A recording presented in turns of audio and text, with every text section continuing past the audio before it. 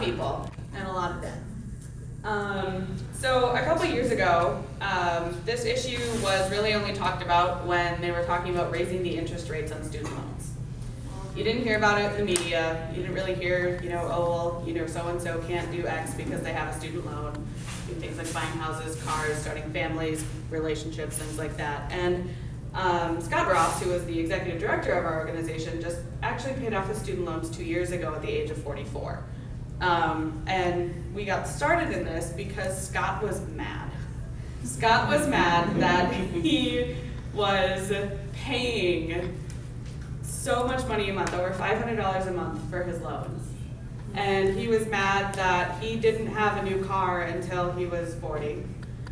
That he was essentially, the way he likes to put it, he drove around a maroon Ford Taurus in his 30s as a single guy. It didn't really work out for him. And was that the reason why? So he says. And that he wasn't able to purchase a home, and the home that he was able to purchase, he did not get the best interest rate on because of his student loan debt. And that because he wasn't allowed to refinance his loans, his rate was over 7%. If he had waited a year to consolidate his loans, it would have been at 2%.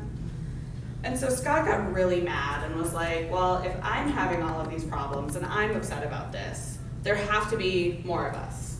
And this was back in 2009. And so One Wisconsin Now decided to do some research. And we sent out to our entire listserv, which is, we've got over 80,000 online supporters now. It wasn't as big back then. And we asked really personal questions, like, how much do you have student debt? If you do, how much do you have?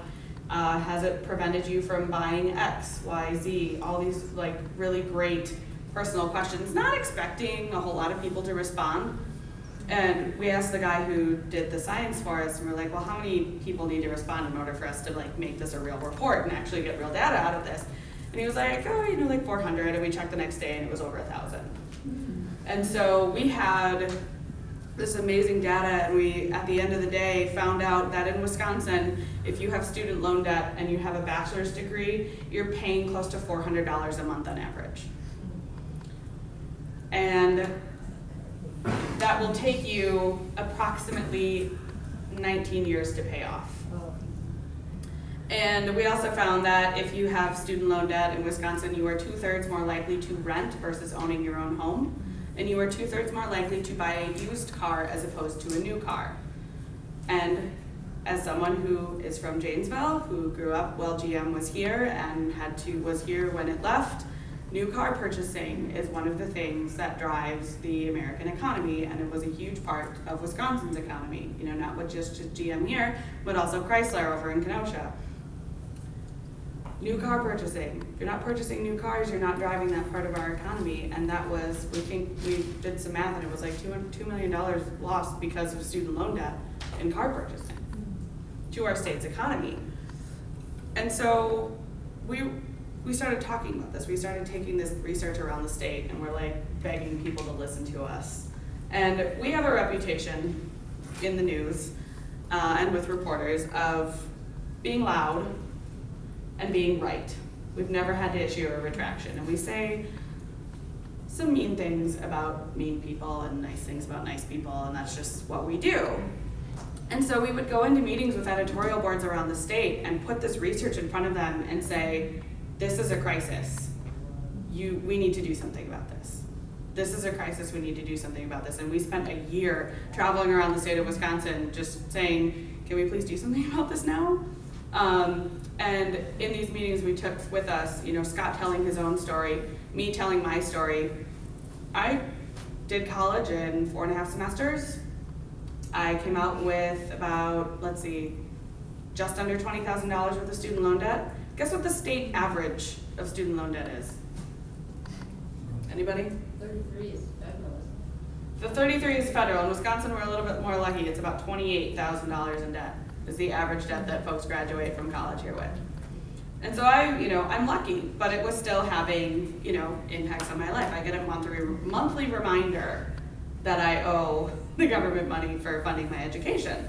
I have no problem doing that, paying it back. I took that money, I want to pay it back, but I would like an opportunity to, be treated fairly in that process.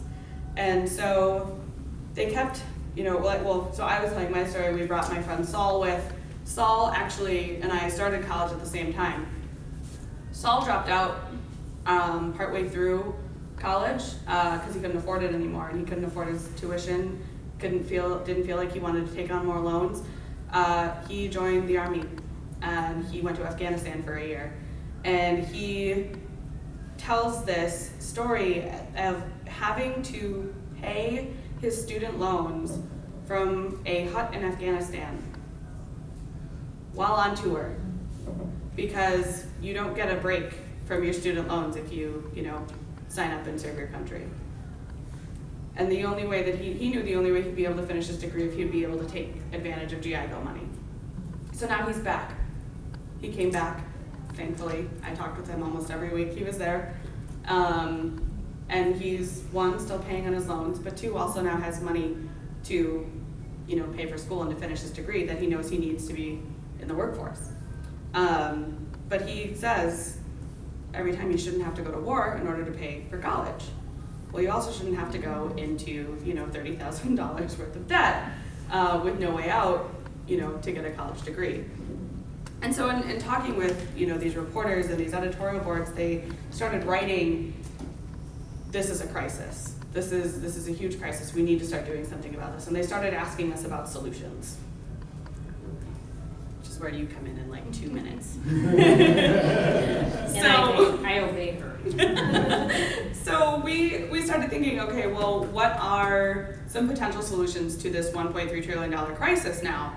And the first thing that came to mind was consumer protections. You don't have any consumer protections if you have a student loan. You can't declare it in bankruptcy. You can't refinance. You can't get rid of it. If you die, your federal loans go away. But if someone co-signed for any of your loans and you die, they're on the hook. They're basically the loans that they just never go away, all because you took the personal responsibility to pay for your college education. And so the first thing we thought, was like, well, if I could refinance my loan at a lower rate, that would save me a whole lot of money. And turns out, like 85% of people, or 87% of people across the board support refinancing of student loans. 85% of Republicans support it. Like 87% of Democrats support it. 89% of people who have student loans support it. Because like I said, we don't have any problem. Some of us, we have jobs, we can pay back our loans. We would just like to be able to pay a lower interest rate to save us some money. My loans are at 6.8%. I would love to pay not 6.8%. They're the loans right now, I think for kids who take out, college students who take out loans right now, their loans are at 4.3%. That would be awesome. But, I can't refinance. And so we started talking to some state legislators, and they were like, well, the federal government's not going to do anything about this. Elizabeth Warren has introduced refinancing legislation. I will note, after we briefed her office. So we're just going to take a little credit for that. President Obama has come out in support of refinancing of student loans. Tammy Baldwin, Mark Pocan, I think Ron Kind has a plan that includes refinancing and some student loan protections. There's, hundreds of legislators across the country who are like, well, let's do something about this. And the guys on the state level said, well, the feds aren't going to be able to do anything because, Congress doesn't work. So Corey Mason and Dave Hansen, Corey's from Racine, Dave Hansen's from Green Bay, said, well, why can't we refinance at the state level? Why can't we offer some sort of refinancing program for people in Wisconsin who have student loan debt to not only help them, but to help our state economy and help our local economies? And Deb Kolste was one of the co-authors of the bill, and has been this tremendous champion for the cause of refinancing student loans and offering more information and getting folks the stuff that we need to sort of take a step in addressing this crisis. And with that, I will let you talk a little bit about the bill. So unlike Donald Trump, if you have student loan debt, you can't declare bankruptcy in trying to find the American dream. He can, however, declare bankruptcy however many times he wants to generate some more millions of dollars. So it is a big concern. So enter Assembly Bill 272, and I have no idea what the Senate bill number is. And one of the premises of this bill is that we would form, it would be hard to refinance student debt because it's not collateralized. You can refinance a house or a car or something because you have collateral in it, but it would be hard. So we set up an organization much like WIDA that does some other loans, and just said, sell some bonds and form an organization that would refinance student loans. You can surely get a better rate than some of the loans are at now, mostly because they're not dischargeable. Like we said, you take them with you forever. So that was one of the main premises of that is, let's form an organization within the government that can sell bonds and discharge, or allow people to refinance their debt. Some other of the things that were in the bill were students don't know what they're getting into when they go to some institutes of higher learning, as we just discussed earlier. So it would be imperative that these organizations tell you what the true cost of going to that college is and what your student loans mean. They're also going to compile data to what people are charging on the market for student loans, what the institution is charging for room and board and for tuition, etc., so that students won't be lost in this maze of non-information. And last, there would be an income tax deduction. There is one now, but it's just for tuition in school if you're attending a school. This would be to be able to take a deduction on the cost of the loan, and it would decrease as you make more money. You know, when Analiese was talking, we had a meeting with some dentists and some oral surgeons, and Senator Kedzie at the time said, it's all about choices. You know, and so I had to disagree with him on that point. And so actually the room was probably full of Republicans, but they all were Republicans with a lot of student debt.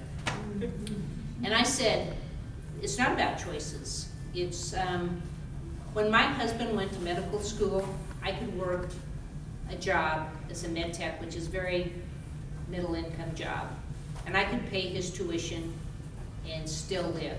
That is impossible today, especially if you go to a professional school. You cannot, if tuition alone is $40,000 or $50,000, what middle income job allows you to pay that and still live? So it's not about choices, unless the only people you want to be your dentist or your doctor or other professionals are from rich families. You know, my daughter is lucky she had us as parents, and we had the wherewithal to save for her education. Her husband, who has done everything exactly the same as my daughter, he's got through in 4 years, he studied hard, he got good grades, he worked through school. He has student debt. They've been married a little over a year. They just bought a house, which is smaller than they probably could afford with their income, but he has to pay on his student loans. She now owns the house because the difference of adding him to the loan just put him in with a different interest rate. So this, you know, they say nothing in life is fair, but this really is not fair. We're eliminating people the ability to, like Annalise said, buy cars, purchase homes with the income that they actually generate now.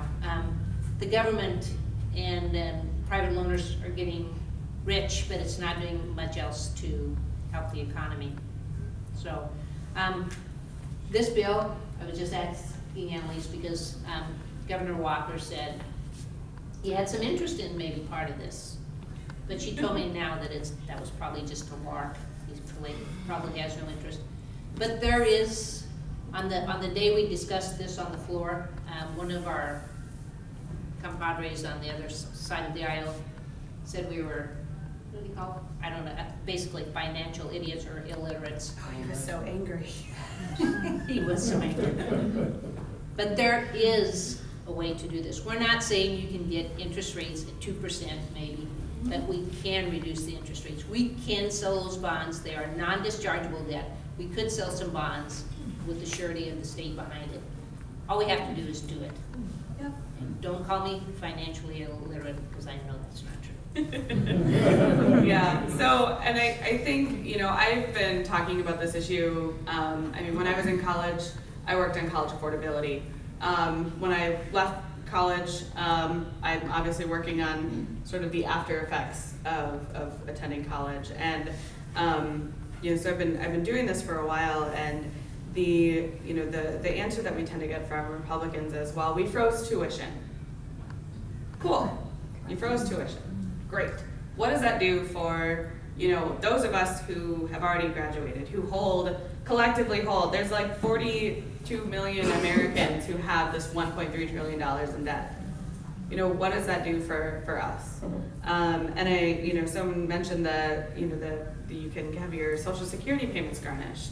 I mean, over 130,000 seniors had their Social Security payments garnished in the last couple of years, you know, just in last year.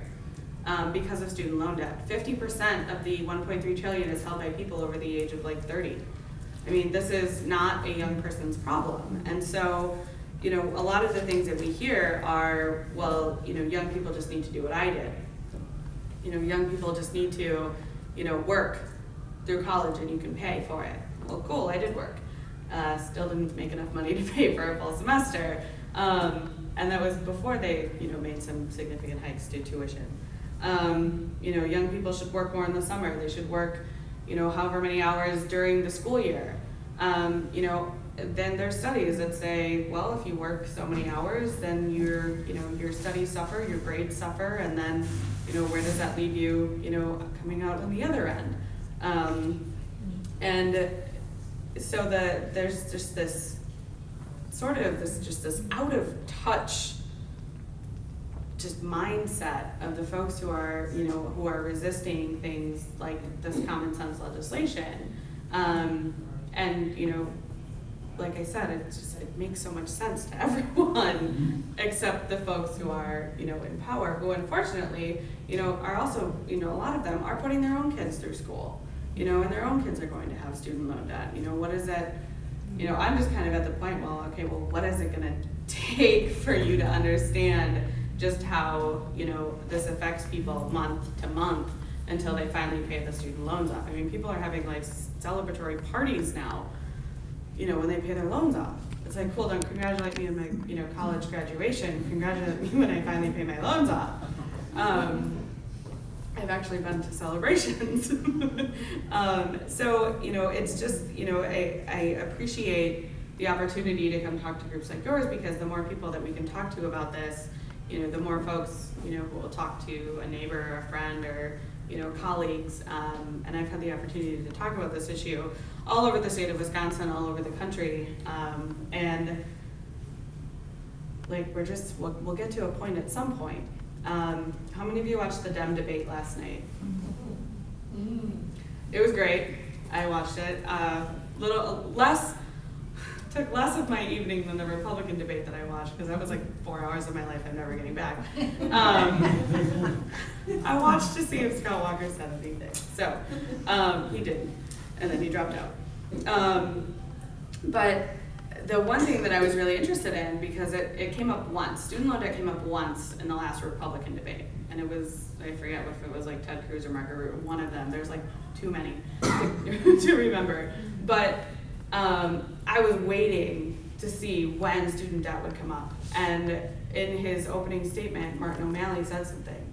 And then they had a full question period where they talked about college affordability and student loan debt and how this is a crisis. And I felt really good about that last night. I was like doing a happy dance in my living room, because a couple years ago, when no one was talking about this issue, I drew up a plan, and I was like, all right, 2014, I want folks to start talking about this and during the electoral cycles.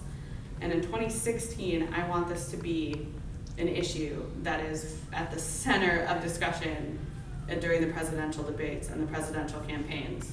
And sure enough, almost every single one of the Democratic candidates for president has some sort of a plan to deal with college affordability and the student loan debt crisis. So that gives me hope. I mean, we still have Congress, but we have folks like Deb and Corey and Dave and our state legislator, and we have our, candidates on the national level who have a plan, to not only deal with the cost of college, but to also deal with the existing debt. And that gives me a little bit of hope, but we still got a long way to go.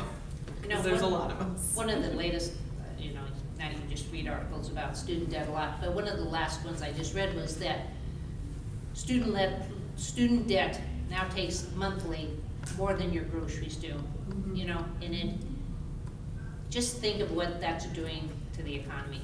I mean, this is truly, when everybody was in an uproar about credit card debt, this is going just past that. It already has. It already has. The only consumer debt that is higher than student loan debt is mortgage debt.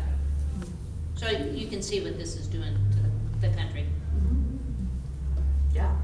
A couple of questions. Sure. I opened UROC in 1966, and I think the tuition then, if I remember right, was $88 a semester. Yeah.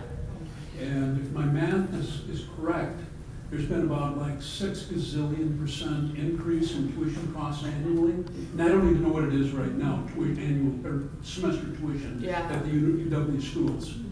I know it's way, way above the cost of living. Yes. As is medical.